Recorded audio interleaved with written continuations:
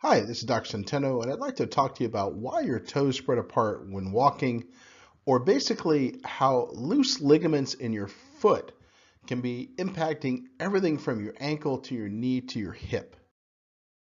So, the forefoot, meaning the front part of the foot, must be firm and stiff to allow normal walking. You see above there how the foot kind of angles as you walk. And you have to have a base of support in the front of the foot that's firm to allow that to happen. So one of the important things that keeps your forefoot or your front of your foot really tight and stiff are these ligaments called the transverse or the intertransverse metatarsal ligaments. And they're critical along with the muscles for allowing you to walk correctly. So what happens if you have a mushy or unstable forefoot? Well, it's not good because the problem is that even though the issue is down here, you can get problems up into the ankle, problems up into the knee, and problems up into the hip and low back. And you're actually going to see a patient next who has knee issues and foot and ankle issues, all from this mushy forefoot.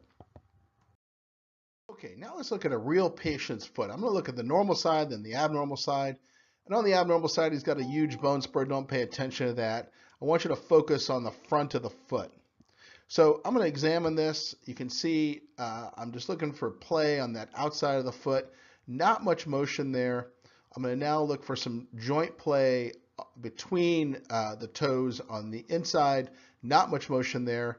Now I'm going to go to the other foot. And look at the outside here. Woo, look at that motion. That's crazy amount of motion. Look on the inside. That's a crazy amount of motion. That's a totally unstable forefoot. So these metatarsal ligaments can be tightened with precise ultrasound-guided injections.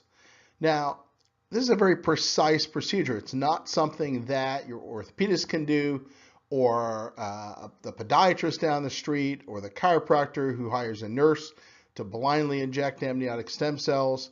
It's a pretty complex procedure, but it can be done through an injection without surgery. So if you're looking for more information, see regenetics.com, and thanks so much for watching, and have a great day.